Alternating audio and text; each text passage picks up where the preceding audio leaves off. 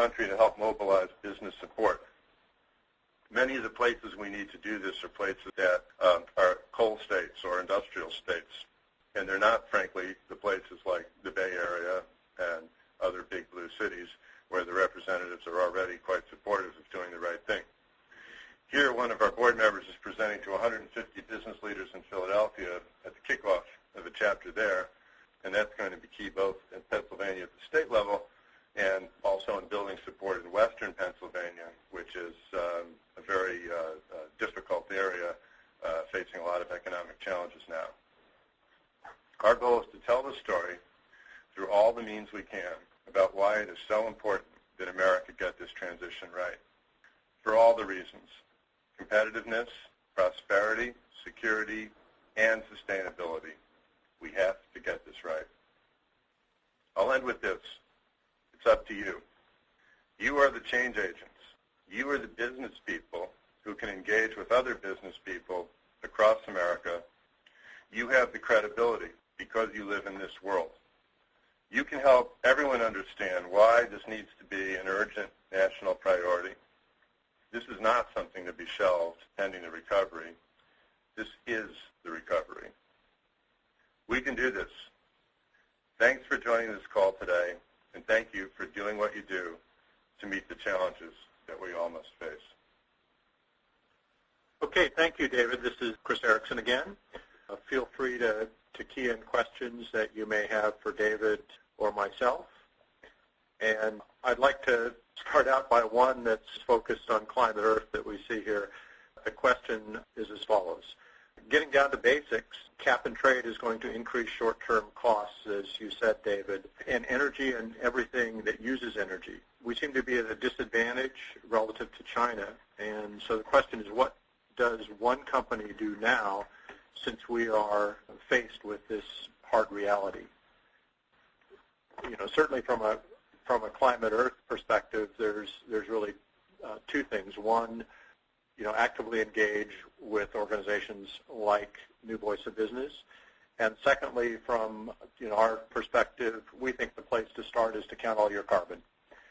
Understand where you are, and from that you can develop a strategy to move forward. But understanding that, getting your management to understand that is certainly the right starting point. A key part of the issue that every company needs to address. Let me talk about this at a company level, and then we'll talk about the policy level. In many cases, the actions that reduce carbon internally also save money and make money. This is because reducing carbon often means making operations more efficient. And so that reduces feedstocks, it reduces waste, it reduces defects, it increases quality. And there have been example after example of this in other situations where process improvements have been necessary as a result of other pollution issues that this country has faced. This has been well documented by Hunter Lovins and others. And what typically happens is that a company will go years and years and years without questioning fundamental assumptions. You know, the planning assumptions around something as simple as how many air changes are necessary in the parking garage could be 20, 30, 40 years old. And frankly, the job of facilities management, the person who made these decisions, this did not used to be an interesting and exciting position for people who are bright and who wanted to be change agents and have an impact.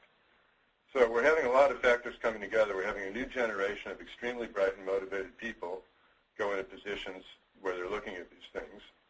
We're having companies look at these challenges as an opportunity to improve an entire production process, not just an opportunity to stick a filter or a trap on the end of a 50-year-old production process. And there are example after example of how this pays off in very, very positive ways.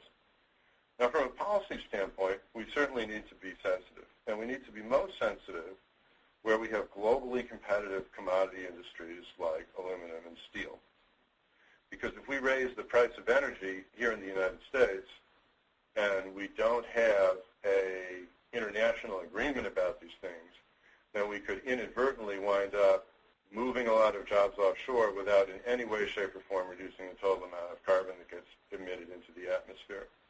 And so I do believe that some of the opponents actually make a reasonable point when they ask the question about the international framework. If the world did nothing other than Waxman and Markey, it would not move the needle much. We need to be as smart about the international negotiation as we are about the underlying science. So we've got some questions coming in now. David, this one is for you. It's from Ryan Young. It says, Waxman and Markey is a great start. However, the carbon reduction targets set in the bill are below what science tells us we need to prevent harm to future humans. How can we reconcile these two? You're right. They are below. This is an unavoidable situation given the political process that we have. And if we had an enlightened despotism, we could get the problem solved in one bill. Let's compare this with the great social movements of the past: civil rights, women's rights, the labor movement, and many others. None of these movements solved the problem in the first bill. None of these movements solved the problem in a single bill. These were situations that took 10, 20 years in many cases, in a series of legislation and administrative action to get the job done. In many cases, the purpose of the first bill is to establish a framework and establish a principle. And that serves two things. One is it gets the public more comfortable with taking stronger steps. And two is it often has the purpose of reassuring the doubters that the world is not going to end if we take action on these problems. And with that established, then it becomes possible to come back and make it stronger. It's not ideal. We really need to move fast, but this is probably the way it's going to be given the political process that we have.